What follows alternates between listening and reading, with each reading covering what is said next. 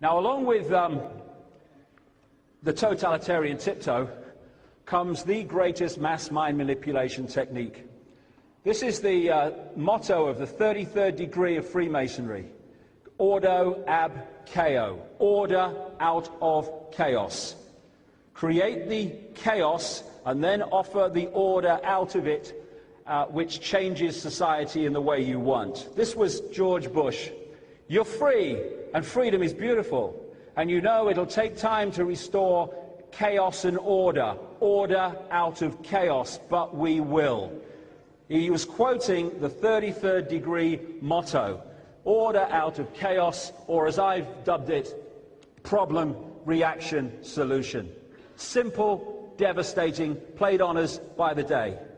You want to change society in a way that you know if you announce it openly, you're going to get massive reaction. So you don't announce it openly, you play this scam. Stage one, you create a problem. Could be a terrorist event, could be a war, it could be a run on a currency, could be a bird flu, it could be any problem that could elicit the outcome that you want. You then, through an unquestioning, pathetic mainstream media, you tell the people the version of this event that you want them to believe, i.e. Lee Harvey Oswald killed Kennedy with a gun that shot bullets that went there and then came back again. I.e. a guy in a cave in Afghanistan orchestrated 9/11, and all this stuff. And if we had a media worth the name journalism, problem, reaction, solution would not be possible. It would collapse immediately. Because real journalists would investigate the official version of the problem, they'd find it was a nonsense, and they would tell the people that, and they'd get a different reaction. Because they don't, because the mainstream media is just a public relations office for the official version of events, it goes through virtually undiluted. Official story, media, official story received by the people. And what they're looking for at stage two, the reaction, is outrage, fear, and words to the effect of something must be done, this can't go on, what are they going to do about it? Which allows those who've covertly created the problem, who've gleaned that public reaction, do something, they can then openly offer the solutions to the problems they have created. I've just described 9/11, by the way. I've also described the Second World War, where you had, when you do the research, a global elite that was behind the Russians, the Soviet communists as they became, who was behind the governments of Churchill and Roosevelt, one of the major, like I said earlier, Illuminati frontmen of the 20th century, who were behind the Nazis in Germany and who brought them into conflict, a major global problem. If you want to change something globally, you need to create a global problem. Conflict, Second World War. After the Second War, in just a few years, the people were mentally, emotionally, and physically exhausted.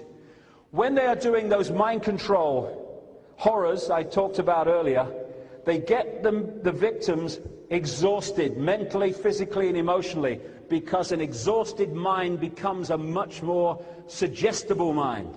And so, how do we stop this happening again? I'll tell you. After the Second World War, an explosion of globally centralized institutions, the United Nations, the Bretton Woods Agreement, along came the World Bank, the International Monetary Fund, and all this other stuff. And the world was transformed by the problem of the Second World War. Same with the First World War. And this was one of the most clear and obvious problem reaction solutions I've ever come across. I went on a radio station in Los Angeles days after 9/11 because they'd heard on the internet I was saying it wasn't bin Laden, this was an inside job. This was in the first week after it. And they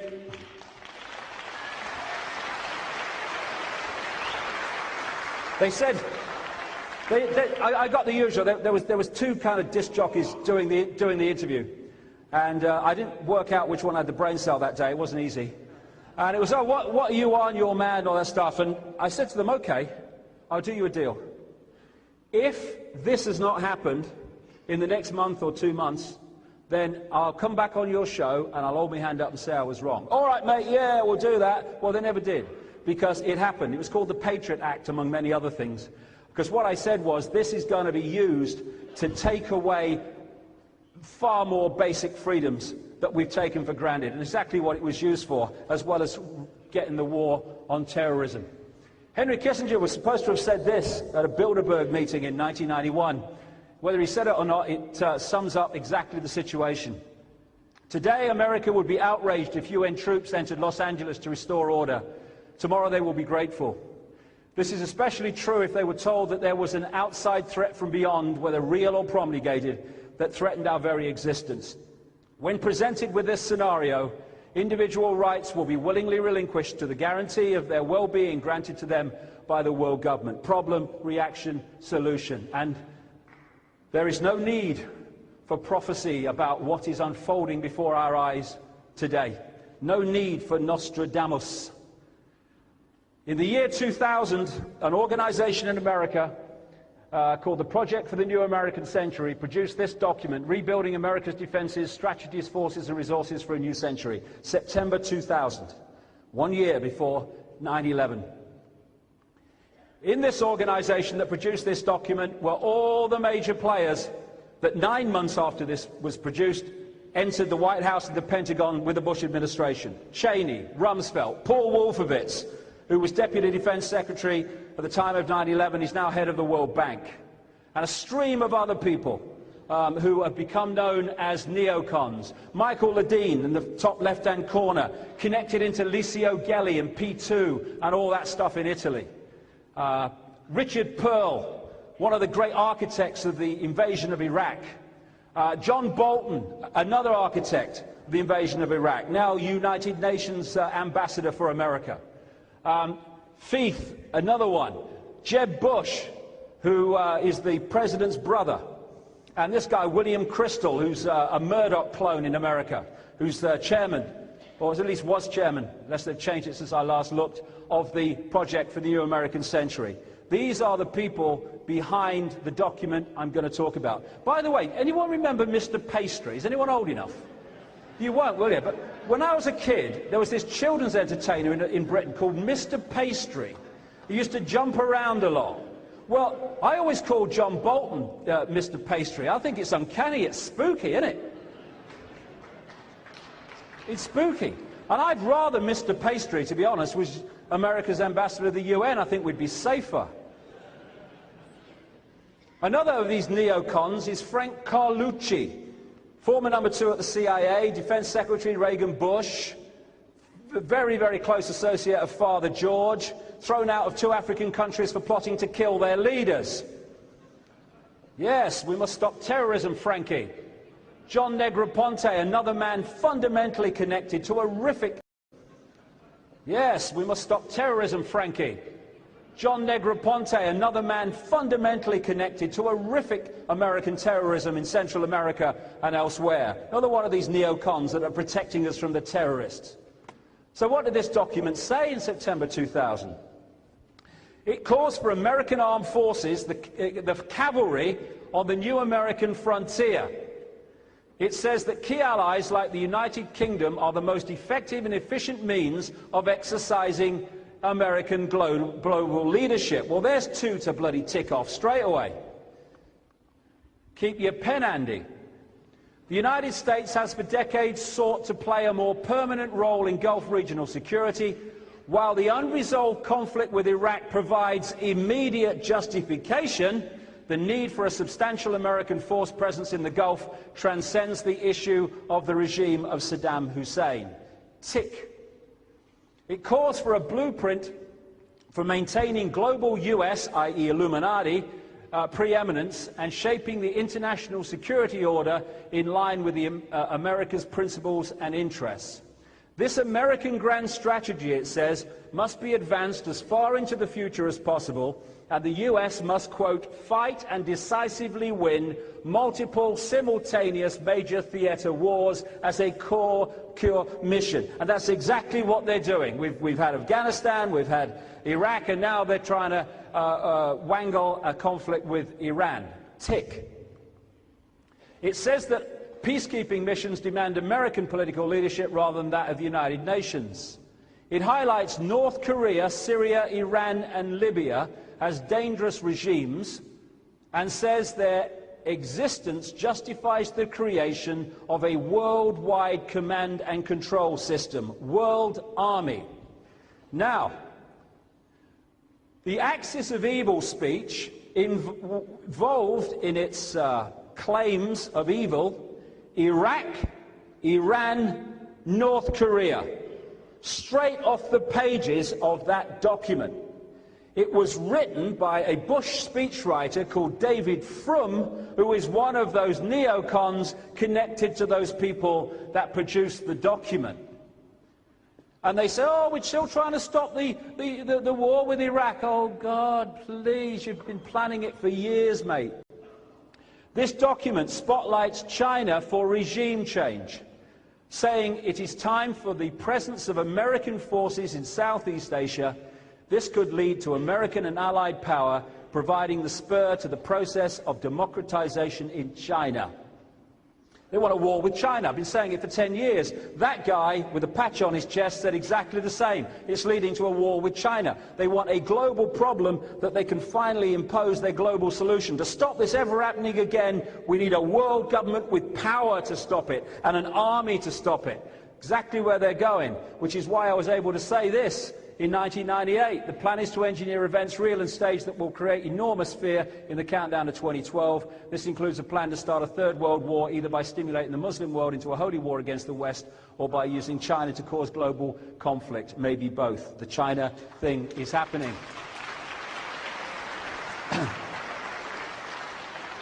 The same document calls for the creation of US space forces to dominate space and total control of cyberspace to prevent their enemies using the internet. What we're seeing now, and you've been following this, are increasing attempts and changes to dictate what you can and cannot say on the internet and to hand power over the internet to the corporations that they control. Talks of developing biological weapons that can target, quote, specific genotypes. This may transform biological warfare from the realm of terror to a politically useful tool. These are the very same people who are saying they need to protect us from the terrorists. Now, what else did this document say?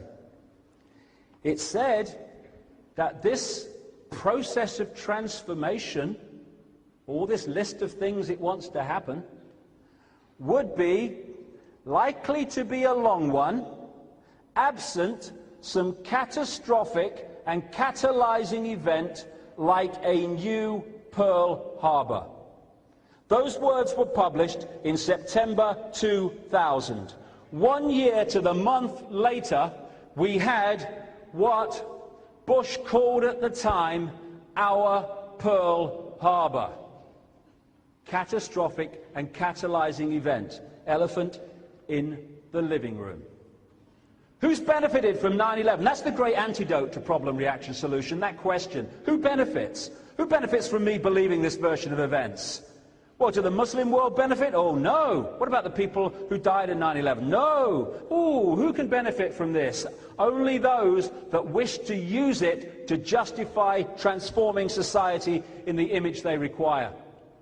I go into this whole 9/11 thing in this book, but I'm going to go through the whole structure of it in the next half an hour or so. It has justified so much. Blair said, since 9/11, the world has changed. Yes, it has. It was meant to. The movie tells us that it was 19 hijackers orchestrated by Osama bin Laden and Al-Qaeda. The secret agenda is problem, reaction, solution. Cheney called the war on terrorism a dirty war that might not end in our lifetimes. That's the idea. You have a war with a country, you're going to at some point reach the end of it. But when you have a war on terrorism, when does it end? When do you know the war on terrorism's over? Well, the answer in this case is when you stop planting the bombs, mate. That's when it stops. But how do the people?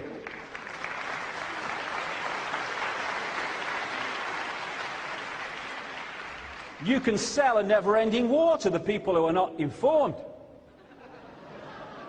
The idea The idea that Georgie boy is orchestrating this whole thing is ludicrous. He's a front man. I say he's a front man to articulate the agenda, but he doesn't even bloody do that, does he really? The people behind him, the people you never see. Cheney's much higher in the hierarchy than Bush. His father is much, much higher in the hierarchy than his son. And that's basically summing up what the situation is. Puppet on a string. And then there's Blair boy. Tony Blair was brought in. John Smith left us at precisely the right time. How can I put it like that? And the moment this guy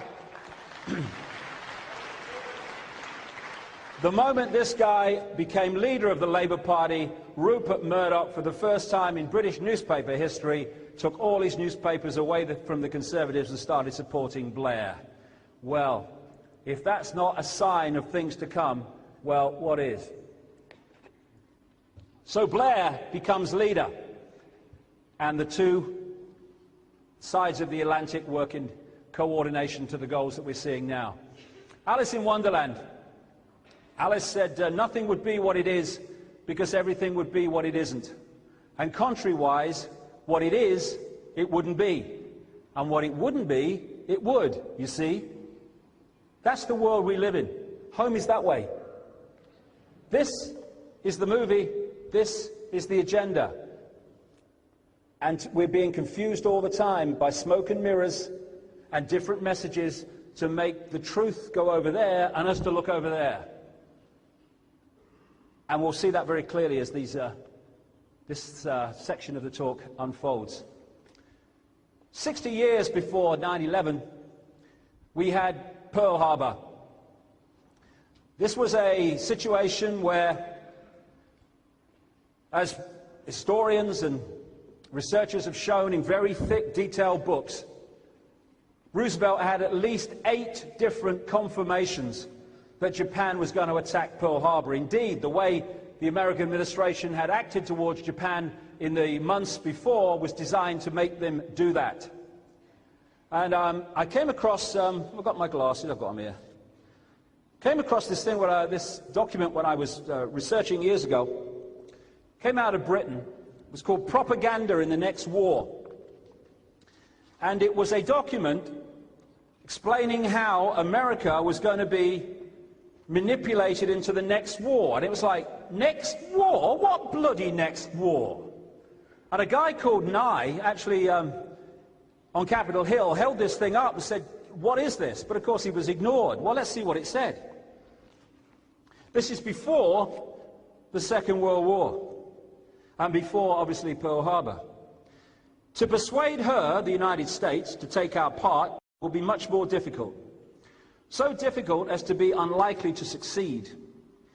It will need a definite threat to America, a threat, moreover, which will have to be brought home to every citizen before the Republic again take arms in an external quarrel. The position will naturally be considerably eased if Japan were involved, and this might and probably would bring America in without much further ado. At any rate, it would be a natural and obvious effect of our propagandists to achieve this, just as in the Great War they succeeded in embroiling the United States with Germany. Fortunately with America, our propaganda is on firm ground. We can be entirely sincere, as our main plank will be the old democratic one. We must clearly enunciate our belief in the democratic form of government and our firm resolve to adhere to the old goddess of democracy routine. Pearl Harbor attacked in 1941, after this guy had spent the election campaign saying, I tell you, mothers of America, your sons are not going to fight in that war in Europe. He knows they are. Pearl Harbor got America in the war and him in the clear. Problem, reaction, solution. 6 years before 9/11, Oklahoma, Timothy McVeigh. Unless the laws of physics were suspended that morning, there's no way that Ryder truck fuel fertilizer device could have brought that building down in that way.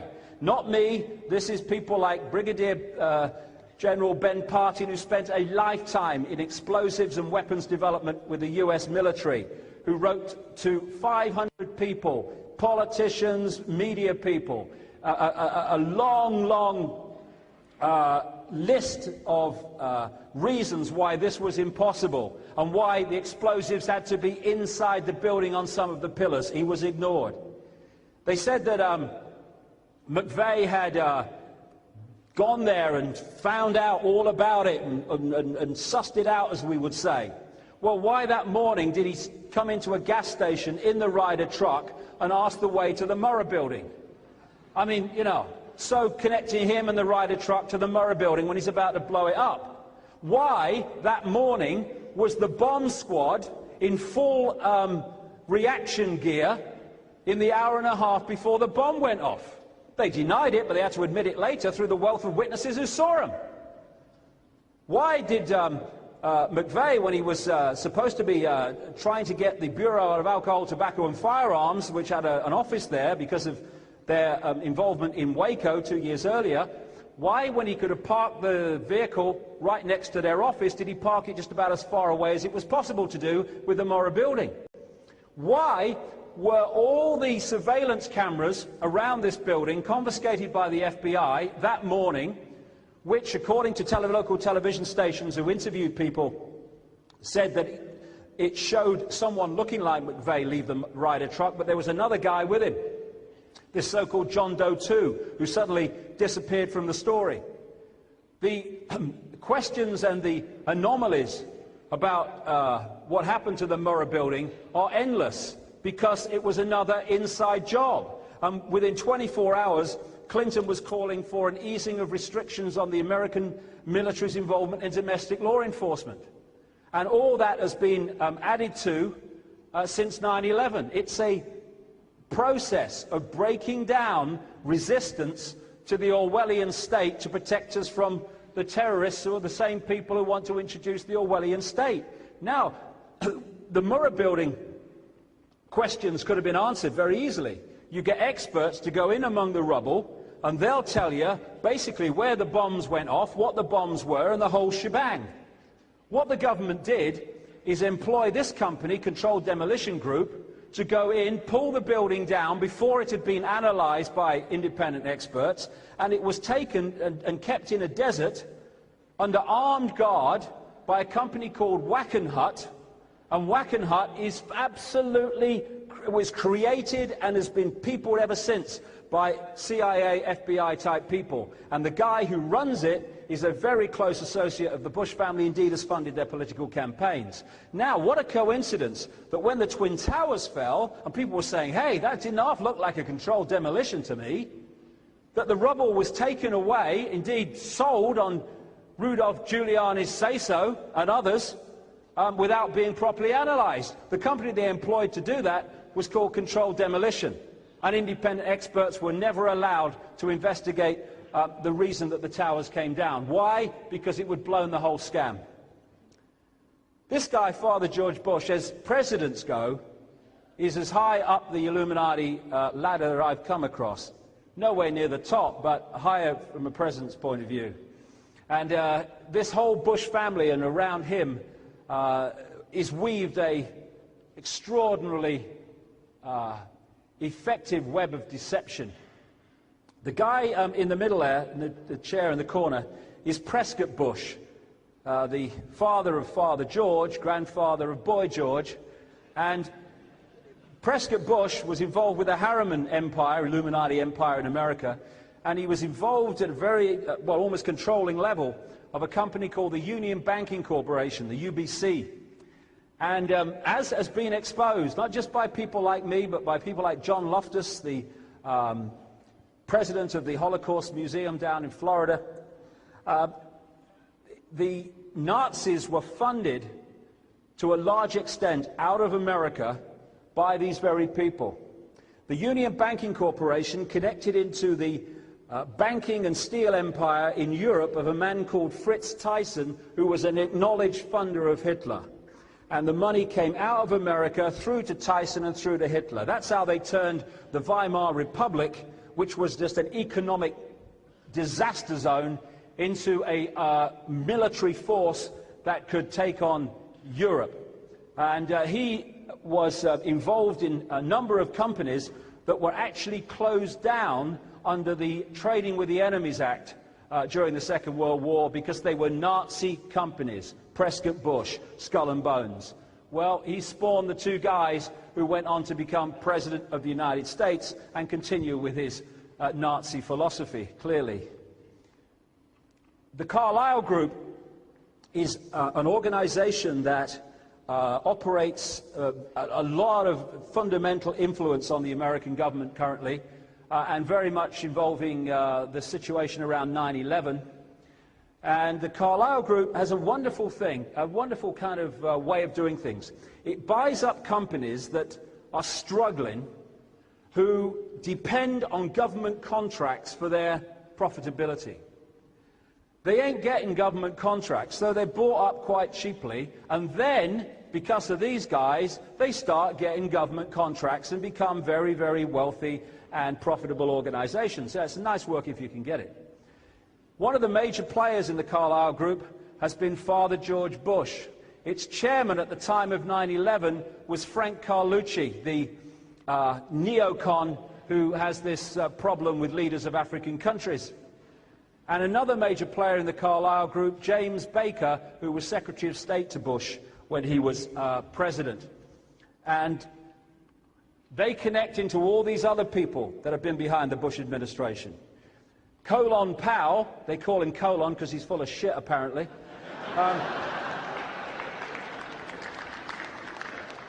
Colin Powell described Carlucci as my mentor. Do you think Carlucci and the Carlyle Group might have had just a bit of influence at the State Department when Powell was head at the time of 9/11? I think they might. And of course, one of the other things about the Carlyle Group is their major game is weapons sales. When you have a war, that's real good for business. Best of pals, the Secretary of Defense and aspartame man Donald Rumsfeld was a roommate of Carlucci at Yale University, home of the Skull and Bones, and he was a classmate of Baker at Yale. Again, all these people connect and behind the scenes operate the same agenda. Carlyle Group and Father George Bush had a very famous family who were their clients, the Bin Laden family. You may have heard of them, and did a lot of business with them. When Boy George started his first energy company, appropriately called Abusto Energy, because every energy company he was involved in went abusto. It really did. One of the investors in Abusto Energy was a guy called Salem bin Laden, who was the head of the bin Laden construction empire at the time. And then he died in a plane crash in Texas, which is kind of funny. If you get close to the Bush family, I wouldn't travel by air. Bush family, I wouldn't travel by air, from what I've been seeing over the years. And the Carlyle Group connected into the Bin Laden family. This was a lovely one. You remember the Khobar Towers? It was in Saudi Arabia as part of the American base, and it was blown up, and it was blamed on Osama bin Laden and Al-Qaeda. And then the Americans employed a company to rebuild it. Bin Laden Construction. It's all in the family, you see. It is. It is. It's like I say, secret agenda, connection. Movie, no connection, we're actually enemies, it says here.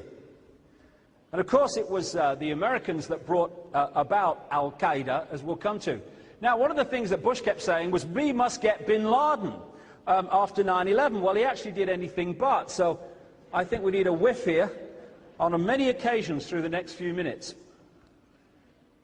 This is Greg Palast, very good journalist, does some stuff for Newsnight, an American. I'm not saying Newsnight is brilliant, but he's very good.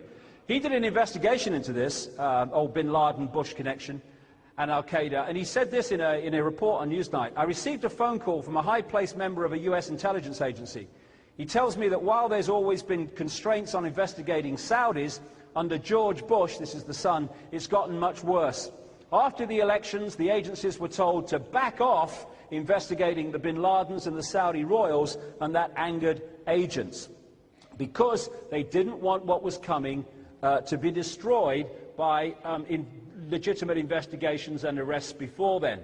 On the same report by Greg Pallas, this is Michael Springman. He was the US consulate in Jeddah, Saudi Arabia, at the time of Father George Bush's presidency.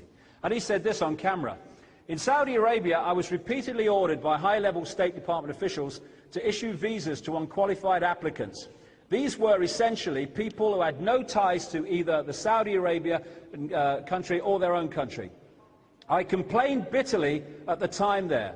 I returned to the US, I complained to the State Department, to the General Accounting Office, to the Bureau of Diplomatic Security and the Inspector General's office. I was met with silence. What I was protesting was in reality an effort to bring recruits rounded up by Osama bin Laden to the US for terrorist training by the CIA. They would then be returned to Afghanistan to fight against the then Soviets." And another guy who died at a very inappropriate time in terms of getting some truth out about this, Robin Cook, former Foreign Secretary, he said just before he died, "Throughout the 80s, bin Laden was armed by the CIA and funded by the Saudis to wage jihad against the Russian occupation of Afghanistan. Al-Qaeda, literally the database, was originally the computer file of the thousands of mujahideen who had been recruited and trained with the help of the CIA. So the whole Al-Qaeda is an American creation, an American invention, which is then used as the villain to hide who is really responsible for these terrorist outrages that have led to the changes in society that we've come across." These two people were named by the Clinton State Department as funders of Al-Qaeda and Osama bin Laden, both of them fundamentally connected to the Bush family. Bin Mafous was a funder of Harkin Energy. He was involved in the Carlyle Group. Harkin Energy was another Abusto company of Boy George Bush. And this is why, days after 9/11, when people who with brown faces, never mind what their religion is, we can't be bothered, you've got a brown face over here, were being arrested and kept without charge or trial or even knowledge of their families of where they were after 9/11, members of the bin Laden family, 11 members at least, were allowed to fly out of, appropriately, Boston Logan Airport without any problem whatsoever back to Saudi Arabia to get out of the situation they were potentially in. And that was on the say-so of the Bush administration. Negroponte, he's the UN ambassador at the time of 9/11. He was involved in horrendous stuff. I won't go into it, we've got time, but horrendous stuff in Central America, horrendous treatment of people and mass murder. And he's gone on to be head of all US operations in Iraq and now head of US intelligence. All the same people to create the right outcome. So, 9/11, problem, reaction, solution. Well, this guy summed it up straight away. Straight after 9/11, Mr. Dark Eyes said, "This is a moment to seize. The kaleidoscope has been shaken. The pieces are in flux. Soon they will settle again. Before they do, let us reorder this world around us." Problem, reaction, solution. The problem: 4 aircraft pretty much simultaneously hijacked over American airspace, and at no point in the entire time and period it took place was any action taken that affected the outcome of the events. This is in the most protected airspace in the world, apparently. This guy, Leroy Fletcher Prouty, worked in special operations in America, time of the Kennedy administration. And he was talking about assassinations when he said this, but this sums up perfectly this whole 9/11 thing as well. He said, "No one has to direct an assassination. It happens. The active role is played secretly by permitting it to happen. This is the greatest single clue. Who has the power to call off or reduce the usual security precautions? And again it works. It happened with the Kennedy assassination. It happened with the assassination of Robert Kennedy. It happened with the killing of Martin Luther King. It happened with the death of Princess Diana. At the key time, the security was withdrawn. Why? Because if it hadn't been, the assassination would not have been possible. Now, the security of American airspace is the job of this organization, NORAD. And it's very clear in the regulations, you can get them on the internet. Whenever a plane is hijacked or loses contact with air traffic control, they have to immediately tell NORAD, the military Air Force organization, which defends the airspace of not only America but Canada, and they send up jets to see what the hell's going on, because you can't have planes flying around not connected to the communicating with the ground, with especially the airspace of the east of the United States. So that's what happens, and it happens like 120, 130 days a year they send jets up in these situations. They say themselves, NORAD, that they are partners in protecting our homelands, deter, detect and defend against air and space threats to North America. Brackets, except on September the 11th. I think the 4 jumbo jets simultaneously hijacked in American airspace might just constitute an air and space threat to North America. So, why was nothing done that changed the outcome in any way whatsoever? This is Cheyenne Mountain. 2,000 feet deep into this granite mountain is the state of the art of communications technology. These are the people in NORAD and their connected organizations that work on the space shuttle. They tell foreign troops on the other side of the world, or American troops in foreign countries on the other side of the world, where to move and where the enemy is and all that stuff. They're following something like 8,000 bits of debris going around the Earth out in space. All the satellite system locks into Cheyenne Mountain and NORAD. They've got nuclear safe technologies that go through to the Pentagon, which even nuclear weapons would not destroy. And these are the people, when they were asked why they didn't react to these hijackings, said basically, no one told us. No one told us. This is the inside of Cheyenne Mountain, state of the art. They even say on their own website that if a missile is launched anywhere in the world, they know about it. This is the kind of technology they've got. This is from Airman magazine, talking about an unmanned aircraft, surveillance aircraft called the Global Hawk. On an early test, for example, Global Hawk flew at 56,000 feet over the Naval Weapons Center at China Lake, California. The images it gathered were so clear that an electro-optical image stands out next to an FA-18 fighter. An infrared image showed where concrete had cooled down from the shadow of a C-130 that had recently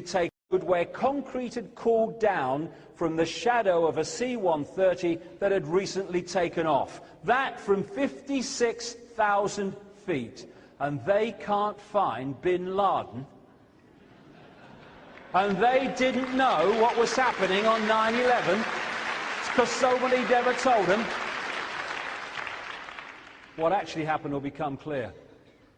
So we have these 4 aircraft. They are hijacked. What should have happened, and like I say, what happens every other time, is NORAD send jets up and they find out what's going on, and they have this plane movement sign system that tells the pilot to follow them and land where they show them. When this guy, Payne Stewart, a golfer, he took off, I think it was from Florida. He was in a small plane, one of these Learjet things or something, and it took off, and they had a compression problem, and they all kind of, everyone in the plane, including the pilot, went unconscious. The air traffic control people involved told NORAD. NORAD scrambled jets, and the jets taking over from other jets as it passed across America, escorted the plane across America until it ran out of fuel to make sure it was going to crash in a place where there was no population. It said in all the news coverage at the time that the Joint Chiefs of Staff in the Pentagon, in their command center, were watching this happen. That's what they did for a Cessna with a handful of people in it. What did they do for a 767, 757? Nothing that made any difference to the outcome. Why? Because they weren't meant to. The Federal Aviation Administration, they call it, we call it the authority in this country, they have told me that it was their, and NORAD have told me that it was their responsibility to tell NORAD what was going on. And if what NORAD say happened is true, then this organization has a hell of a lot of questions to answer about its lack of reaction. But there were many other reasons why this reaction didn't happen, as we'll come to. One of the interesting things about the Federal Aviation Administration is that in the year of 9/11, its head of security became Michael Canavan, who left immediately after 9/11, and his former job was head of psychological warfare and special operations in the American military. Bit of a career move, I feel, and an appropriate man to have on 9/11. So if we take the Flight 77 as just an example of the chaos and lack of reaction, it kind of tells the story of the other ones too. First of all, according to Robert Mueller, the head of the FBI, this terrorist operation must have been in the planning for months and years. Well, you've only got to go on the internet to find out what NORAD does when it is told a plane has been hijacked or lost communication with the ground. So you are these highly trained terrorists, and your intention is to hit the Pentagon. Your plane is taking off from Washington. The Pentagon is in Washington. So what you do, even though knowing what NORAD's reaction system is, you fly the bloody plane, or allow it to be flown, right out into the Midwest, like 40 minutes an hour out. Then you hijack it, and you fly the soddy thing all the way back. Yeah, that makes sense to me. And even then, even when you've hijacked it that far out and come in, there is no reaction from the military that makes any difference to the outcome at all. Some say a plane didn't hit. I'll come to that in a second, but something bloody went off there, and certainly this Flight 77 went bloody missing. Now, the story became that what happened was that when the planes were heading for the Twin Towers, they scrambled jets from Cape Cod up on the East Coast, not that far from Boston, that kind of area, and by the time they got to the Twin Towers, oh, they just missed. And then, when this plane's coming all the way back from the Midwest, Flight 77, they scrambled jets from 130 miles away, the Langley Air Force Base, and they almost got there, but oh, just missed.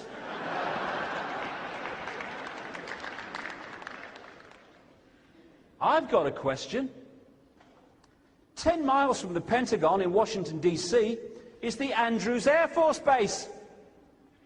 They have no-fly zones over Washington. And I rang NORAD, and I said, how do you police the no-fly zones over Washington? And they said, we leave it to the Federal Civilian Administration, the Federal Aviation Administration. So I'll get on to them. How do you police the no-fly zone over Washington? Because, you know, the way I look at it, a plane can be in there pretty damn quickly, you know, if you don't watch them. Oh, we react as appropriate. We react as appropriate. So, you're telling me that the no-fly zone over Washington, which you can enter in kind of seconds in a plane, is policed from 130 miles away at Langley Air Force Base? It's policed from here, the Andrews Air Force Base, 10 miles down the road from the Pentagon. By the time they're off the runway, they're looking at the bloody place. No reaction from the Andrews Air Force Base to a plane coming in to hit the Pentagon. And even as the mainstream newspapers reported, immediately after the Pentagon was hit, planes, they said, were scrambled from the Andrews Air Force Base to protect the airspace over Washington. Well, what were they doing before? You know, was it, lunch go on a bit or what? Ridiculous. They were not scrambled because they weren't meant to. DC Air National Guard, the Capitol's Guardians, own website. They say here, the DC Air National Guard talks about all the planes it has, stands ready to respond to the needs of the District of Columbia and the nation should the needs arise, except on September the 11th. Not one plane took off until the Pentagon was hit and it was all over. This is from a news report about the system. It happens all the time. When a small plane recently entered the 23-mile restricted ring around the US Capitol, 2 F-16 interceptors were immediately launched from Andrews Air Force Base, just 10 miles away. In a similar episode, a pair of F-16 Fighting Falcons on a 15-minute strip alert were airborne from Andrews just 11 minutes after being notified by NORAD that a Cessna was straying towards the White House. Jumbo jet? Nah, won't bother, mate. Another cup of tea.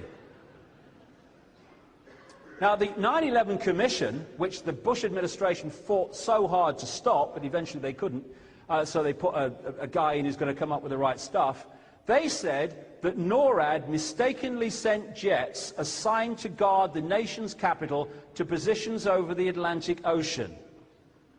Ooh, what are they doing? I thought Washington was the capital of Bermuda, mate. That's why I sent them there. It's all bollocks.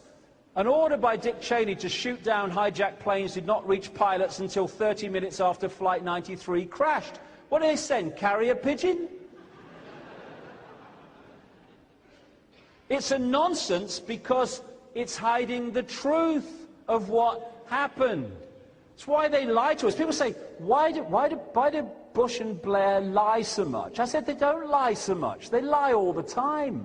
They have to, because they are constructing the movie version of events to hide what's really happening. Therefore, they have to lie all the time. The 9/11 Commission said that FAA controllers lost track of Flight 77 for 36 minutes because of a glitch in the radar system. It was all going wrong that day, wasn't it? They were slow to react and there was confusion about what they do. Well, not on any other day. This is what the hijack regulations say. You get them off the internet. The NORAD escort service will be requested by the FAA hijack coordinator by direct contact with the Pentagon Command Center. If you are in doubt that a situation constitutes an emergency or potential emergency, handle it as though it was an emergency. There's no confusion there. That's what it says. That's not what they did. Now, this whole story about launching jets, that wasn't even said at the time. On the day, or a few days after 9/11, a guy called General Richard Myers, who was the acting head of the Joint Chiefs of Staff, the top uniformed soldier in the American military, was asked if planes were launched before the Pentagon was hit. And he said, to the best of my knowledge, to the best of your knowledge, days later, have you not asked? To the best of my knowledge, no planes were scrambled until after the Pentagon was hit. Now, that's immediately sounded so stupid that they wouldn't react in any way. But by September, now that's immediately sounded so stupid that they wouldn't react in any way. But by September the 15th, they were still saying publicly that no planes were scrambled until the Pentagon was hit. It was only on September the 19th, 8 days after 9/11, that they issued a press release from NORAD saying, actually, we did launch jets from Cape Cod and Langley Air Force Base, confirming a CBS Dan Rather report of many days earlier. So it was yes, we did, and no, we didn't. That's what he said. Got me things in out of order here. That's what he said, Myers. He then said a few days later, we've learned that they did scramble jets, and then they said they didn't, and then they said they did 8 days later. So the official story was not constructed until 8 days after the event. Now, these three guys are the three top people in the American military. The Commander-in-Chief Bush, Secretary of Defense Rumsfeld, and General Myers. It's very interesting about their stories of what happened that day. First of all, where was Bush? He was down at a school in Florida. And I was in a bar in Bermuda after I'd spoken there, just after 9/11. I was watching CNN live.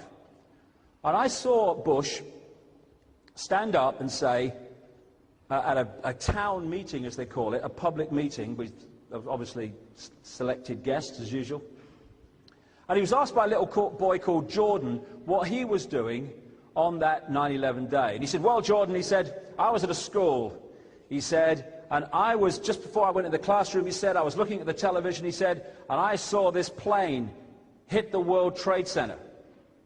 And he said, this is word for word, he said, and I thought, what a terrible pilot. That's what he said.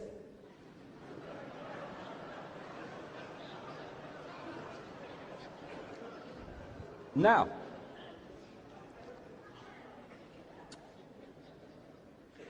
the first plane was not shown on live television, only the second one. And by the time the second one hit, he is in the classroom talking to the children. No way in the world is it possible for him to have seen the first plane hit. Next day, I'm looking through the press, waiting for, my God, what's the president said? Not a sodding word. So he goes into the classroom. I mean, he's just been told, by whatever means, that a plane has hit the World Trade Center. He's the President of the United States, the Commander-in-Chief. What does he do? He goes into a classroom and reads a story about a pet goat. Interesting use of goat. Andrew Card, his chief of staff, then comes in, and according to him at the town meeting, Bush, he said, Andy Card came in and he said to me, Mr. President, America's under attack. No, the planes hit the World Trade Center. Well, when you see the footage of Card going up to him and coming out, there's no way he said anything like that many words. But anyway, he's now told the president that a second plane is at the World Trade Center. What does the president do? He continues to read a story about a pet goat. And now we know what was really said here. He came in and said, Mr. President, America's under attack. No planes hit the World Trade Center. Okay, Andy. As soon as I know what's happened to this goat, I'll be right out.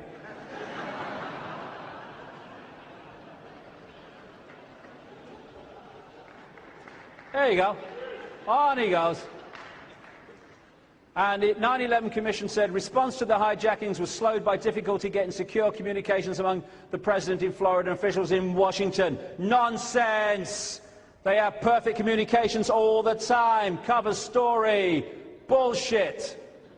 And then he goes off to his plane, which they said was supposed to be the next target, according to a phone call they later said was not true. And he rings to see how the sport's getting on, and away we go. Then we come to Rumsfeld. I've got this on tape at home. He went on Larry King Live, and he was asked, just after 9/11, what he was doing on that morning. And he says that he was in his office at 8 o'clock at the Pentagon, just down the corridor from the command center that reacts to hijacks. And the plane was just taking off, the first one, Flight 11 from Boston. And he said he was hosting a group of politicians to talk about terrorism. Whoa, synchronicity day that was. He said that after a while, someone walked in, it's all on tape, and gave him a note, and he read it, and it said that a plane had hit the World Trade Center. He said he walked out to get a CIA briefing. He said, and within 15 minutes, he said, of leaving the room, getting the note, he felt a jarring thing, which was the Pentagon being hit on the far, far side of the building. So he's given us a timeline here. Pentagon hit 20 to 10. Go back 15 minutes, we're 25 past 9. He's saying that the head of the military, the defense secretary, the Pentagon, was handed a note at 9:25 to tell him that the World Trade Center had been hit by the first plane at 9:45, and they never mentioned the little detail that another bugger had hit at 9:03. And no one had told him that another plane was heading towards the sodding Pentagon. Nonsense. This is the regulations that they have to follow. The command center will, with the exception of immediate responses, forward requests for Department of Defense assistance to the Secretary of State of Defense for approval. It goes on to say the Secretary of Defense has to be told immediately there's a problem. 9:25. Well, soon enough. Nonsense. This guy, Richard Myers, he said on American military radio and television that he was on Capitol Hill about to go into a meeting with a politician called Max Cleland when he saw on the television that the World Trade Center had been hit. He's the uniform head of the US military, just down the road in the Pentagon. What does he do? Does he get on the phone? Does he say, what's going on? No. He said he went into the meeting with Max Cleland. He said he came out, no one told him about the second plane. He came out, he said, and immediately he came out of the meeting, someone said, another plane's at the World Trade Center, and he said, just after that, someone said, the Pentagon's been hit. Timeline. He went into the meeting, he claims, before 9:03, because he didn't know about the second plane, comes out around 9:20 when the Pentagon was hit, and he is saying that no one told him the second plane had hit, that another plane was heading towards the Pentagon in all that bloody time. Nonsense. That guy was somewhere else that we'll come to in a second. It's all a frickin' lie, the whole bloody thing. Richard Clarke, who was the White House terrorism advisor, has said in a book that he was part of a teleconference during the 9/11 attacks, and one of the people involved in the teleconference was General Richard Myers, who was not with a meeting with Max bloody Cleland at all, just as Rumsfeld was telling a pack of lies about what happened to him. What was actually going on, has become clear since, is that there were a series of Air Force military exercises in the airspace involving the 9/11 planes that were symbolizing attacks on America. On that morning of all mornings, this was going on under various names. One of them, or a number of them, involved hijacked planes, but one of them involved a plane hitting a building. What a coincidence, stands back in amazement. And who was it that was in charge of this whole shebang that morning? Dick Cheney, Vice President. And what's becoming clear is this: NORAD and the FAA and all these other people had elements involved in all these exercises. And so when it started hearing things about hijacked plane heading for this, hijacked plane heading for there, people were actually saying, is this real or is this the exercise? Complete bloody confusion, which is exactly what those exercises were set up to do on that day, and they had the desired effect. And amid that confusion, nothing was done.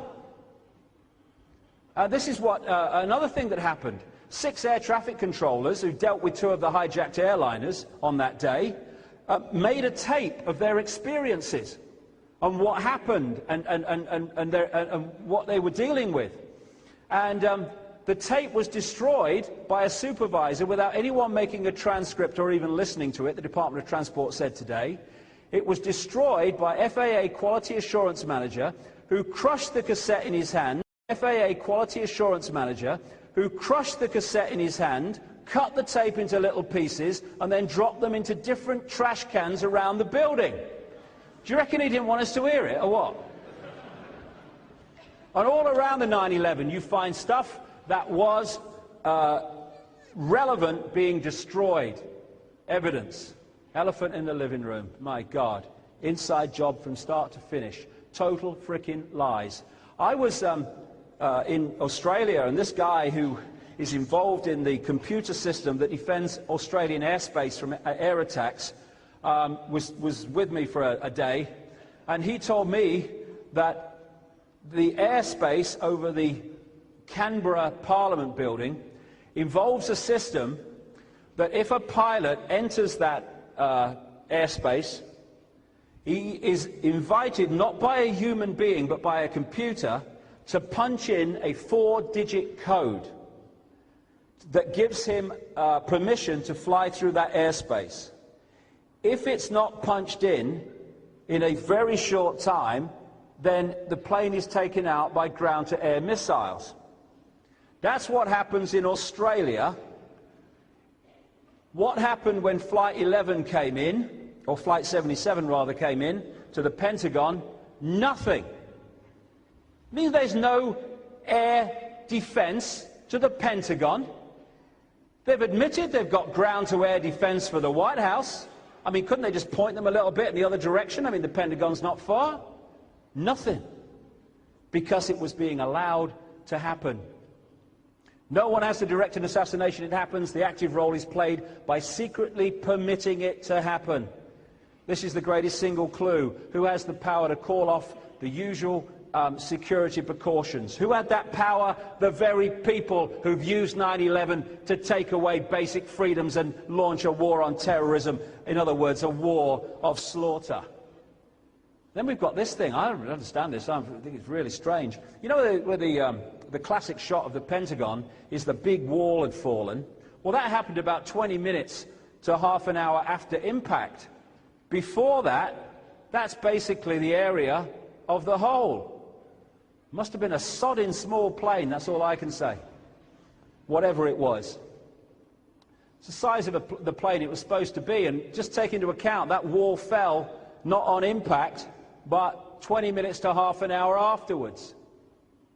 I think there might have been a bit more wreckage about than we saw, actually, myself, if that had been the case. And there was that hole on the other side. They said the reason there was no wreckage is the plane disintegrated when it hit the building. Well, a bit of it didn't. It came out the other side inside. What was that?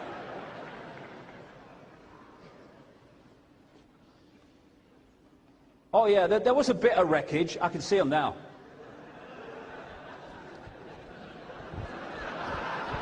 Yeah.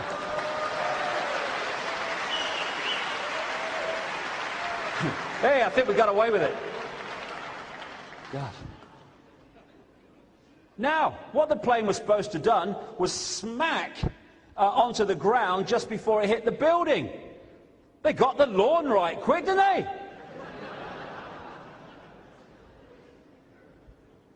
Alan Titchmarsh must have been flown in.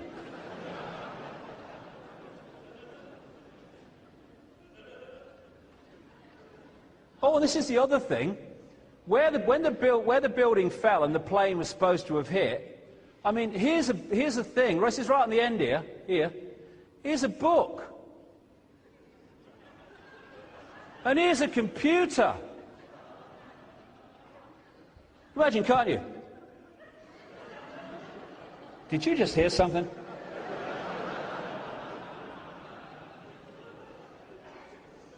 But yet again, some people say it was actually a cruise missile or something akin to that. Some say it was another kind of plane.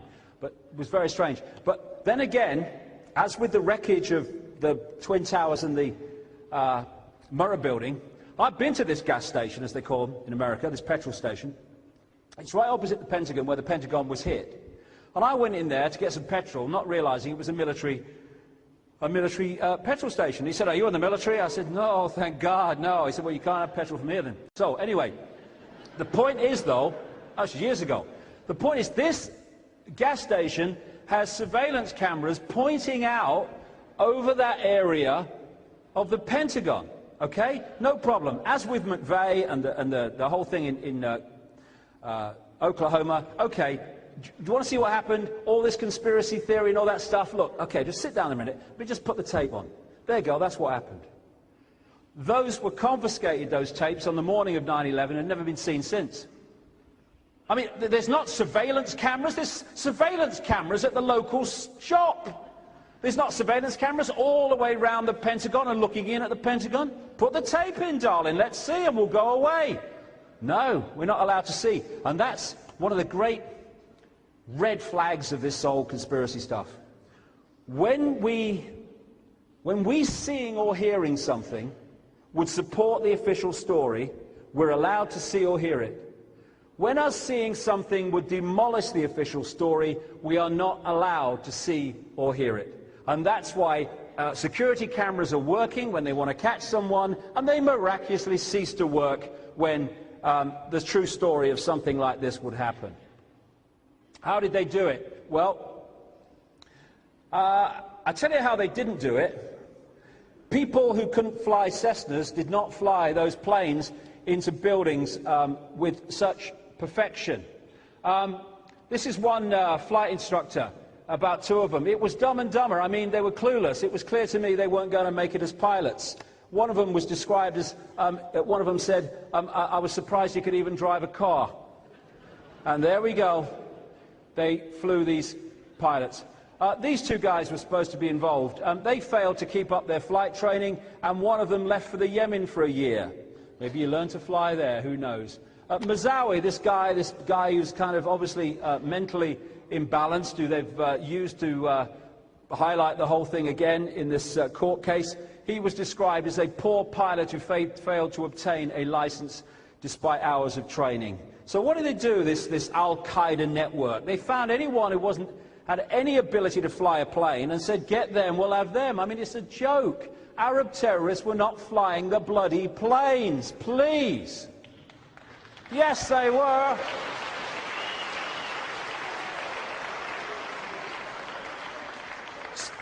So, what was going on? Well, first of all, we've got to understand the technology that's available. This is a thing called the Global Hawk. They fly this all over the world without a pilot.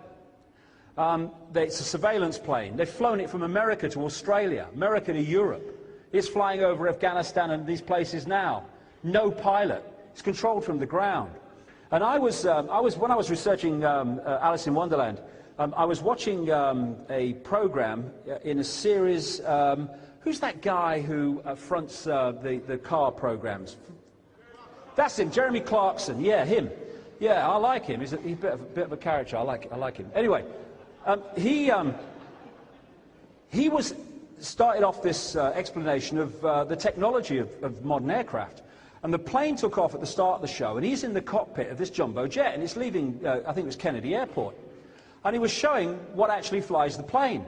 And the pilot took the plane off the runway, and then he pointed it at the first, I think they call them way stations or something like that, in the sky. There are points in the sky which the computer picks out, and it goes to that one. When it gets there, the computer readjusts and takes it to the next one, flies it over the Atlantic. Once the thing's off the ground, the computer's flying the plane.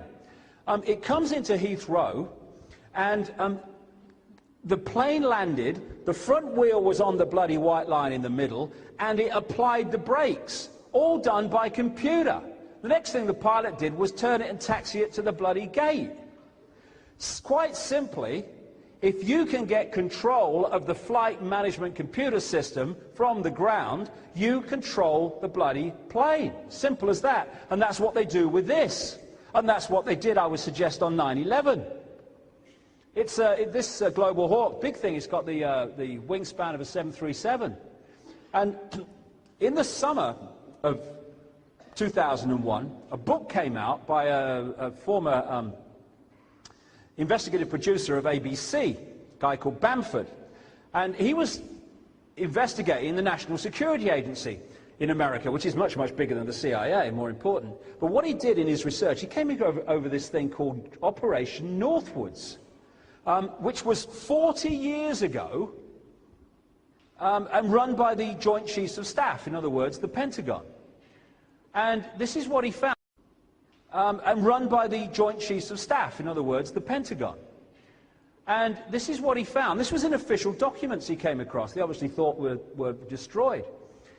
Operation Northwoods, the plan called for innocent people to be shot on American streets. This is the Pentagon. For boats carrying refugees fleeing Cuba to be sunk on the high seas. For a wave of violent terrorism to be launched in Washington, D.C., Miami and elsewhere. People would be framed for bombings they did not commit. Planes would be hijacked using phony evidence, all of which would be blamed on Castro to justify an invasion of Cuba 40 years ago. And This is another thing that was in this document. They were going to do this 40 years ago. An aircraft at Elgin Air Force Base would be painted and numbered as an exact duplicate for a civil registered aircraft belonging to a CIA proprietary organization in the Miami area. At a designate time, the duplicate would be substituted for the actual civil aircraft and would be loaded with selected passengers, all boarded under carefully prepared aliases. The actual registered aircraft would be converted into a drone, remote-controlled plane, their word for it. Takeoff times of the drone aircraft and the actual aircraft would be scheduled to allow a rendezvous south of Florida. What it was going on to say was that when the drone aircraft replaced the real aircraft, it would be flown, according to its flight plan, that's why they chose that particular route, over Cuba, and it would be destroyed by radio-controlled explosion, and it would be blamed on a ground-to-air missile from Cuba, therefore justifying the invasion of Cuba. They had the capability of doing that with a remotely controlled aircraft 40 years before 9/11. Imagine the technology they have now. That's what happened, and this, NORAD, is one of the major organizations that's been involved in the development of remotely controlled aircraft. The black boxes. If us seeing or hearing something would destroy the official story, we don't see or hear it. Where's the black boxes? Oh, they're destroyed, mate. Well, that's funny. It doesn't happen in other cases. The hijackers. 19 hijackers. We don't know who they are. Suddenly, here's the list, size of shoes, everything. And you know what they've said? They've just come out and said this. The reason they knew this is because it was all in Mohammed Attar's bag that didn't make it onto Flight 11. The coincidences, that's just amazing. Synchronicity, it must be true. These people, 7 of these people at least, have been tracked down by the mainstream press. They're still alive. What do they do, parachute? I mean, what's going on? And then you've got these Qurans everywhere. They left them in bars, in bloody hotel rooms and bloody cars. I mean, what were they? The Islamic equivalent of the Gideons? Who were these people?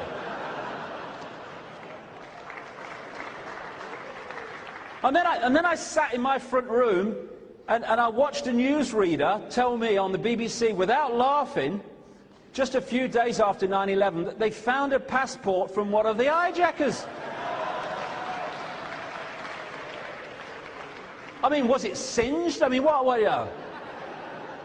I'm not a physics major, but paper passport, I think there's questions to ask here. And I rang the New York police a year later when I was doing the Alice in Wonderland book, and oh no, we can't talk about that, there's an ongoing investigation, oh God. And then there was an ITV television documentary a year after 9/11, and they asked the same question, and the FBI said, the hijacker's passport is a rumor that might be true. This is a year after they've called a press conference to announce it. Why? Because we go back to connecting the dots. They know that vast majority of people do not connect the dots. They don't remember what they were told on this day as opposed to what they were told on this day and this day. And therefore, what they wanted in that period was emphasise, programme, yes, it was them Islams, yeah. So we found a passport, proof. Oh, we found a Qurans in this, everywhere.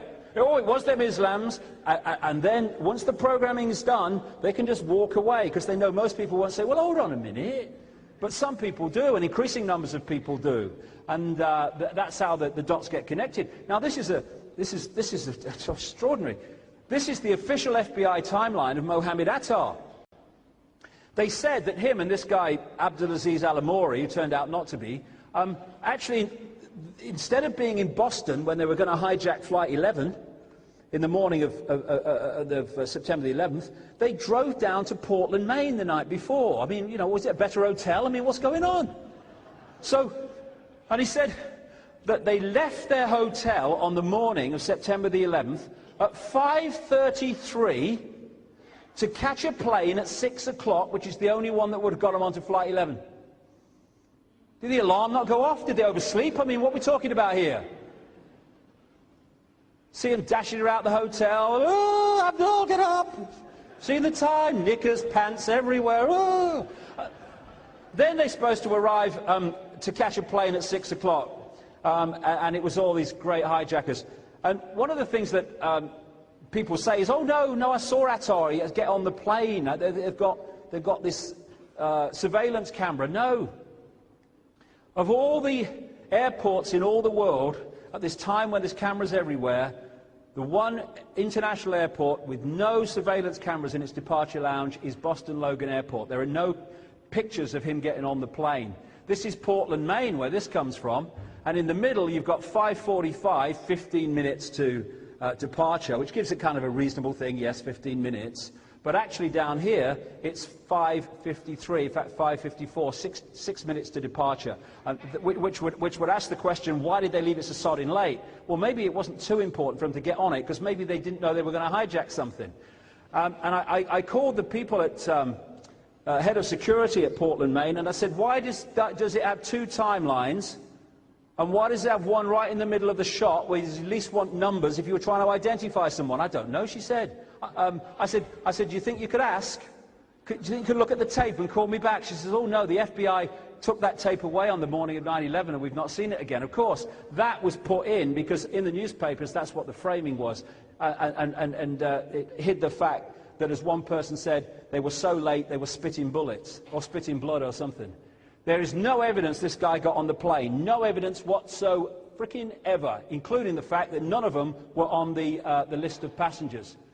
This is Abdulaziz Al-Amouri, who's supposed to have been but wasn't the night before 9/11. He looks like he's going to kill himself the next day, doesn't he? Yeah, but that's not Al-Amouri, that's Al-Amouri. This is a Saudi airline pilot who was sitting in Jeddah, Saudi Arabia, and heard on the news that he just hijacked a bloody plane in America. He went into the American consulate there and said, I think there might be a mistake, I think there might be. But they've never changed the names. They said that this guy, Lotfi Raisi, had helped them to learn how to fly the planes, not very well. They said that he was an Islamic extremist. They put him in Belmarsh prison. They tried to take him to America. And they said he was an Islamic extremist when he's married to a French white Roman Catholic. Yeah, it all fits. It's all rubbish. It's all rubbish. And the people here, rubbish, rubbish. What most of them are claimed to have done. And that's why they're having to let them out now, slowly. These people are completely untrustworthy, wouldn't know the truth if it bit them on the arse. And the same with the Twin Towers, again. Controlled explosion, taken away by controlled demolition appropriately. When you look at the controlled demolition pictures, they're available everywhere, lots of programs about them. At the point where the explosives goes off, there is an outward puff of smoke as the charges go. That is exactly what you see on the Twin Towers before they started to fall. In all these things, it's classically what happened to the Twin Towers. Controlled demolition. Look at that one in the middle on the left there. What you see in that building is what you saw when the Twin Towers started to fall. These are some buildings that fell due to structural failure. They don't go straight down on themselves. They don't turn to dust. And the speed that the towers fell was the speed of free fall, without any resistance. Free fall speed. Why? Because there was nothing to resist. Because they were taken out by explosives. Because that was the classic mind-imposing, mind-programming vision of 9/11. That would be in the public mind to use problem reaction solution to justify the outcome. This guy, William Rodriguez, maintenance man at the World Trade Center, he was a hero after 9/11 because all the people he got out and the heroic things he did, pictured with George Bush. The moment he came out and said, actually, bombs were going off at the bottom of the building before the building fell, and people with him said, yes, they were, then suddenly he becomes persona non grata. They took his job away and tried to destroy the guy. He's actually taken them to court and issued a court lawsuit against them for being involved in 9/11, people like Cheney and Bush and others. This guy, Larry Silverstein, he bought the whole of the World Trade Center just before 9/11, and he put massively increased insurance on it, which is being paid out. And he said he owned this building called Building 7 on the World Trade Center complex. And he said on television in an interview that the authorities came to him on 9/11 and said the building is in such a bad state, we want to pull it. In other words, pull it, we want to controlled demolish it. And he agreed, and they said it was pulled. Here's Building 7, here's all the telltale charges coming out that demolished Building 7. Now there's a question here. If you've ever seen these programs where they pull buildings of that size, they don't go and put the charges in a few hours. Sometimes it takes days to put them in the right places so it falls as it did. On 9/11, they pulled this building in next to no time. Why? Because it was charged already. In Building 7 was a state-of-the-art command center, which had been recently built at a cost of $13 million at the instruction of Mayor Giuliani. And a guy I had a long conversation with he's a German, former German defense minister called Andres von Bülow, and he has come out publicly and said he's certain that 9/11 was orchestrated from the command center in Building 7, and the reason they pulled it was to destroy the evidence of what happened. I think he's not far from the truth. Mayor Giuliani, buy a used car, wouldn't buy a new one, mate. I won't go into that. So the whole kind of story of 9/11 is full of holes because it's not true. And the media, despite these holes, continue to parrot the official version of everything. As a result of it, the secret agenda can impose its Orwellian state while the movie tells us it's to protect us. Sums it up, Anglo-American special relationship. Will you lie first or shall I? And so you keep the old black and white. You're either with us or you're against us.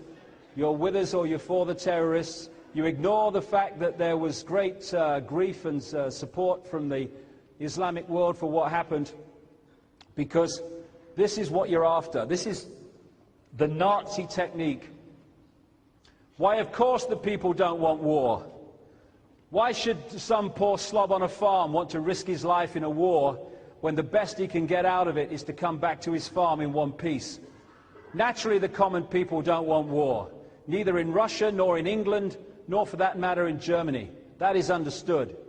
But after all, it is the leaders of the country who determine the policy, and it is always a simple matter to drag the people along, whether it is a democracy or a fascist dictatorship. Voice or no voice, the people can always be brought to the bidding of the leaders. That is easy. All you have to do is tell them they're being attacked and denounce the peacemakers for their lack of patriotism and exposing the country to danger. It works the same in any country. Hermann Göring. And that's what they're doing now. Abraham Lincoln said, public sentiment is everything. With public sentiment, nothing can fail. Without it, nothing can succeed. He who molds public opinion is greater than he who enacts the laws. He might have said, and he who molds public opinion can enact whatever laws he wants.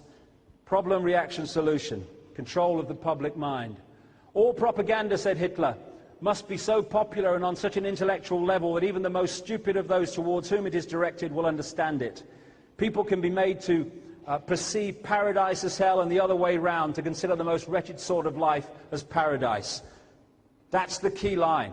All propaganda must be on such an intellectual level that even the most stupid towards whom it is directed can understand it. Bin Laden did it. It's Al-Qaeda. That's the mantra on the most basic level. Exactly. There you go, Georgie. This is Blair showing the evidence that Bin Laden was orchestrating it. This is the Americans looking at the evidence, you know. Here you go. Lies, lies, lies. I'm sorry, that's all I can say. All my other lies are classified. This is the level we've got to after 9/11. They are harboring a terrorist and they need to hand him over. There's no need to discuss innocence or guilt. We know he's guilty. That's the new world order that we're coming into. Bin Laden, I can't go into him much because I want to get some other things in before we finish this section, but he said in this so-called video in which he admitted it, we did not reveal the operation to them until just before they boarded the planes. Eh? Now, come on. They're boarding. Over here, over here. Right. You know those big towers? 9/11 Commission, only 2 days before the attacks, they had still not agreed what targets to hit. The 9/11 date was selected 3 weeks before the attacks. You're having a bloody laugh. You ever seen this film, Wag the Dog? Wag the Dog. What they do, if people haven't seen it, the president, a sex scandal's about to break, and there's an election coming up. So they invent a war that's not actually taking place. They get this top Hollywood producer to produce this war footage from the front, and they choose a war with Albania because they reckon no Americans ever heard of Albania. And they have this war, and they get it all on the front pages, and the footage from the front is coming from a Hollywood studio, and they hide the fact that the president's had this sex scandal until after the election. And when you watch the movie, it's so real. This is how we tell if there's a terrorist at the airport now, apparently. Yeah, we've got to keep things real simple here. There you go. God, he's dangerous. But you keep focusing on what you want to focus on until he's past his sell-by date, which is now. You talk about freedom while taking it away, and you can take 3,000 dead people in America and turn them into, well, far more than 5,000 dead civilians now in Afghanistan, and you can call it a glorious victory. That is terrorism. That is fighting for freedom. That is evil. That is the will of God to bring peace to the world. Wanted for terrorism, biggest terrorists in the world, but actually bigger ones behind them.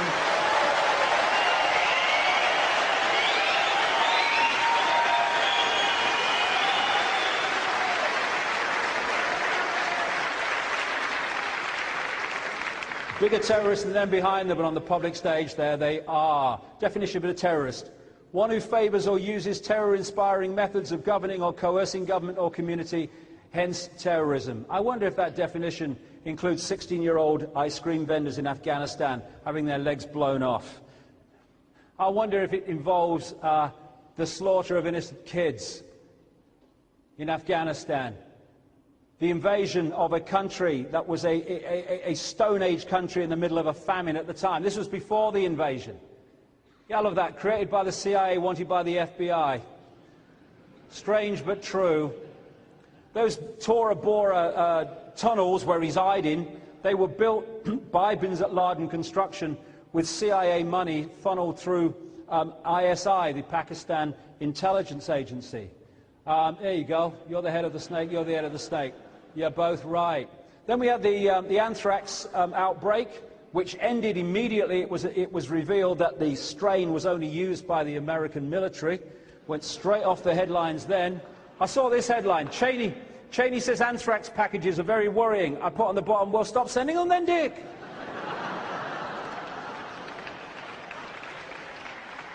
And this is how it's done. This structure.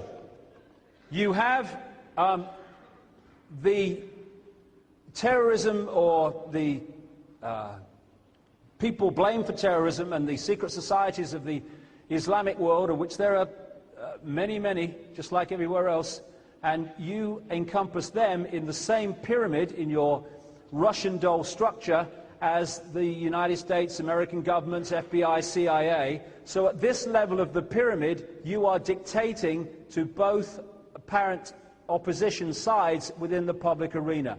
And from this level, you orchestrate it being carried out, you orchestrate the lack of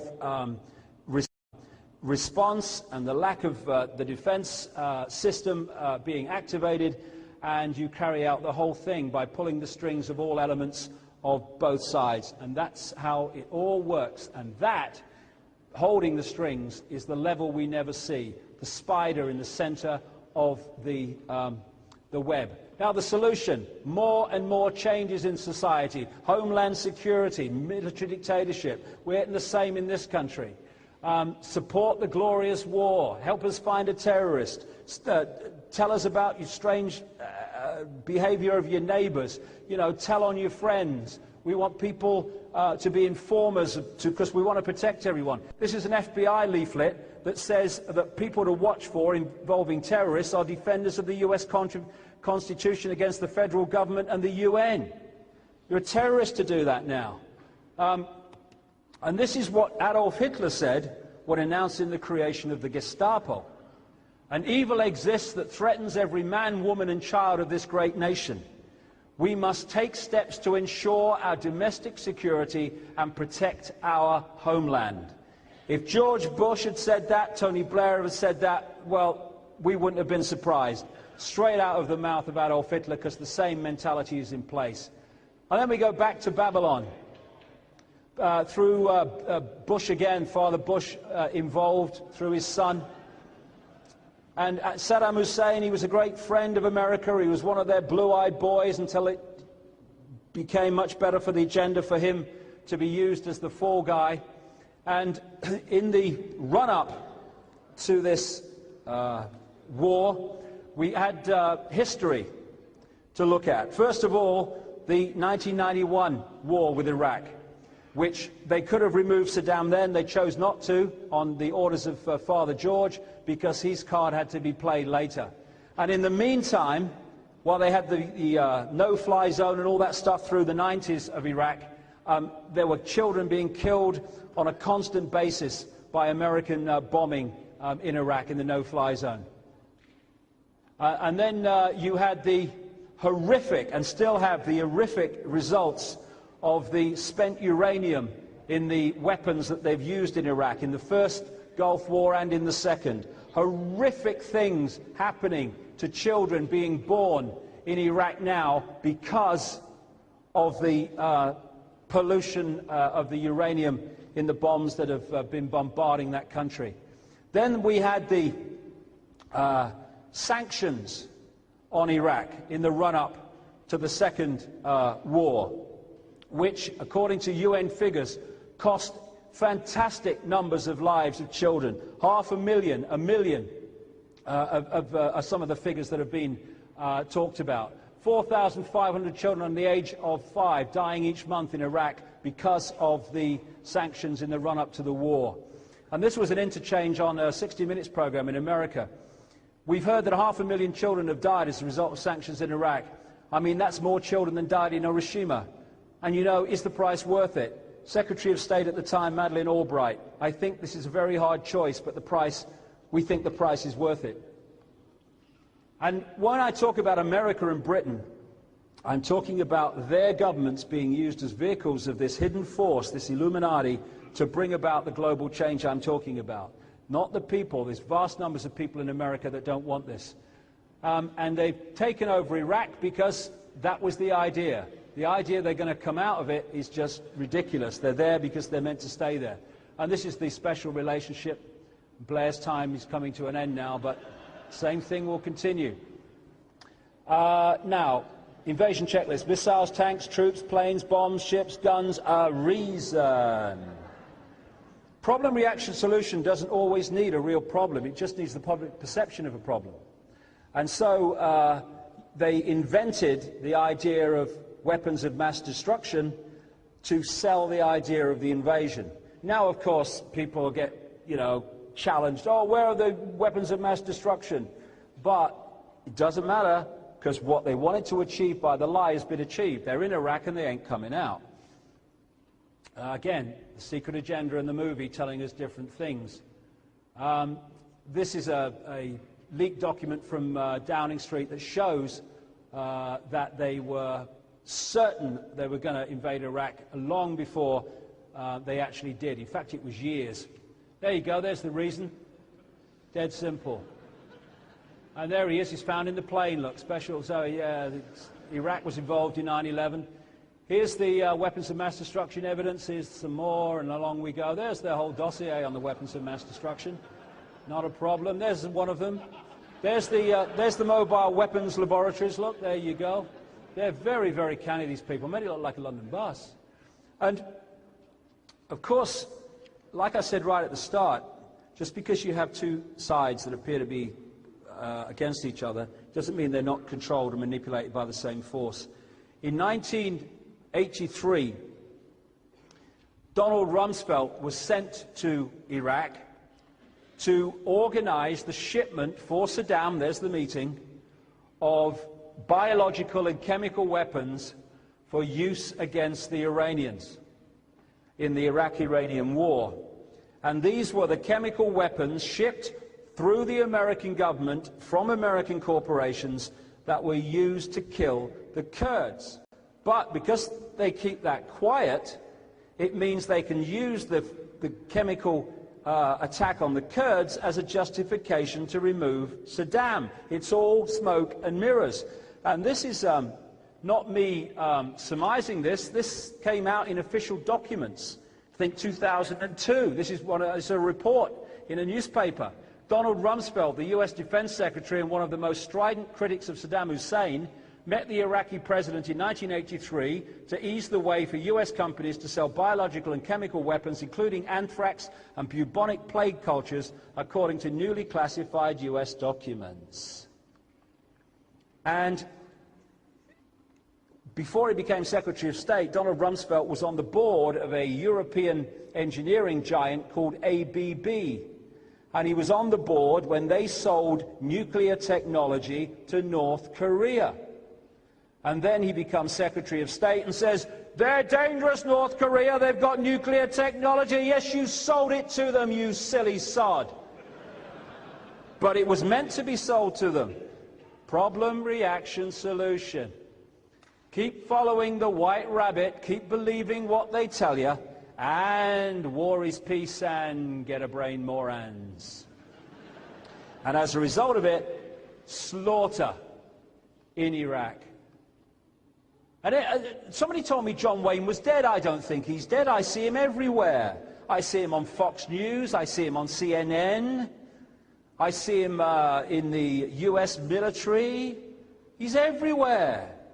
Go get him, John. Sitting on tanks, embedded journalists. Oh, I see them all. Yeah, go get them, John. This is the stuff they don't want us to see. The real impact of the war on terrorism by the terrorists. Every single day it's happening. Liberated, liberated, liberated. And this, the thing that they're using also are cluster bombs. They're these people that are protecting us from the terrorist cluster bombs. A spokesman for the International Committee of the Red Cross in Iraq described the scene in Hilla as a horror. Dozens of severed bodies and scattered limbs. Journalists found babies cut in half, amputated limbs, kids with faces, a web of deep cuts caused by American shell fire and cluster bombs. Robert Fisk, a journalist worth the name on The Independent, described the mortuary as a butcher's shop of chopped up corpses. This is what cluster bombs do. And this is what is being done in our name, wrongly, but in our name in Iraq, and they want to do it in other places too. And somebody tells me that people that do this wouldn't kill 3,000 people on 9/11 to give them the justification of doing this. You know, if we think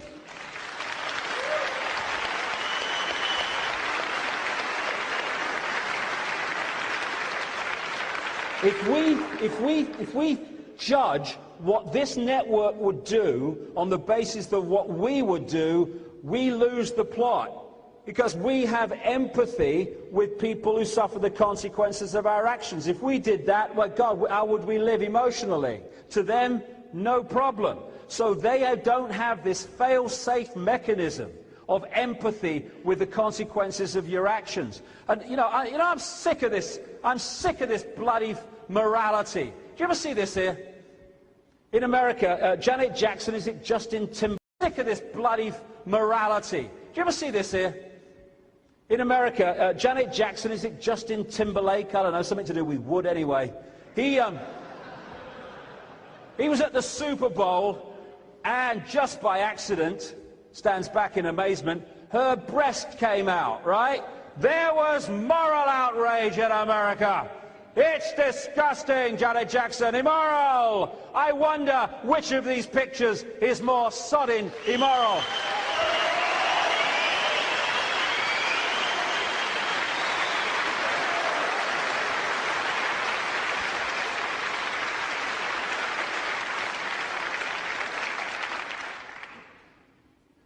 One of the British soldiers in a BBC documentary, we bomb them. You know, it's cool to me because I like explosions and stuff like that, but like, I don't get to see the actual explosion, and that's what I want to see, but I guess when we get closer to Baghdad, we'll get to see more of that. Yeah. Ooh, yes. Support our troops. No! Support people who are coming from a point of empathy. Not all of them are. Some of them may be, but misguided in the way they express it, but not all of them. And even the troops. This is a surgeon in Germany talking about the incredible life-changing, life-destroying things that are happening to troops that are never talked about. Our boys, like I said earlier, we will not surrender. No, we don't sodding have to. We send these poor buggers to face it, to fight on our behalf. Yeah, no problem. And Henry Kissinger summed the whole thing up when he called the military dumb, stupid animals to be used as pawns to foreign policy. And that's all these guys are to these people that run the world. Couldn't care less. And then, you know, it's all the fake stuff goes on, like they pulled this bloody statue down. I was in America. I watched CNN hold a live picture of this statue for 2 hours, live, before it actually came down. And I love this one. It was in a place called Palestine, I think it was Palestine Square, something like that. They were the people there watching it come down. I don't think too many myself. On the front of the Evening Standard, there they are again. What? Where did they come from? And then what you do is, as someone pointed out, if you go through the crowd, you see the same guy over and over again. What they've done is they've taken a shot off the telly of a few, and they're just going to make them smaller going back. You can trust the media. They wouldn't lie to you. They'd lie to everybody. There you go. Where did it all come from? Then you've got Saddam Hussein. Both ITV and BBC, in the run-up to the invasion of Iraq, they had facial experts look at all this footage of Saddam, and they found at least 7 or 8 different Saddams. And have they got the one at the moment? I don't know. Apparently, according to newspaper reports, his wife was taken to see him, this present Saddam, and it said that she arrived from Syria with her official escort and then entered the prison, emerging only moments later, pink with rage and shouting, "This is not my husband, but he's double. Where is my husband? Take me to my husband." American officials rushed forward to shield Mrs. Saddam from perplexed Russian observers, trying to insist that Saddam had changed quite a lot in custody and she probably didn't recognize him.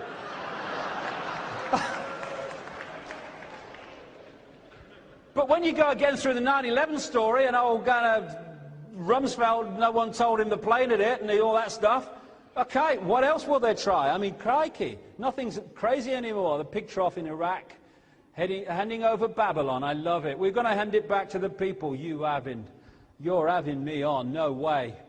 And all these people like Shalabi, CIA and British intelligence, the first kind of interim leader, Alawi, MI6, CIA, all the gang are there.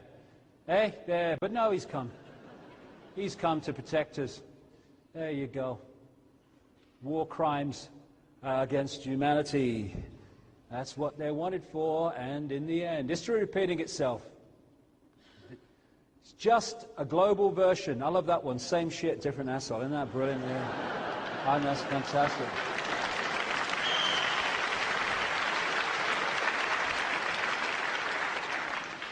And now we're heading for the next one in the list, Iran. You see, when you follow the kind of background and you follow the project, the New American Century, you know, anyone's followed my website and stuff like that, you're sitting there, okay, they're now well ensconced in Iraq, okay, it's not going well on the surface, but if you want to stay there, you don't want it to go well, because then you've got no justification for staying there, so you don't want it to go too well. And the next on the list, Iran, and then you're just waiting, here we go. I know, there's a problem with Iran now, oh, here we go. And then it'll be North Korea, and then they'll want China. I mean, crikey. Stop asking questions. You're either with us or against the terrorists. I promise never to question authority. You're a good citizen. Go get them, John. Isn't it funny that when you protest like these people here against war, they bloody shoot at you with rubber bullets and stuff? This is a protest in Oakland. And they have now free speech zones back from where anyone's meeting, so you can't protest directly. And, you know, that previous picture is something to emphasize. There are enormous numbers of people in America who don't get a voice. Enormous numbers who would be sitting here today if this was in America, because they can see through it. It's not the Fox News mentality of America is not the only mentality, far from it. But again, we come back to this again. The lie can be maintained only for such time as the state can shield the people from the political, economic and or military consequences of the lie. That's why they have to suppress dissent.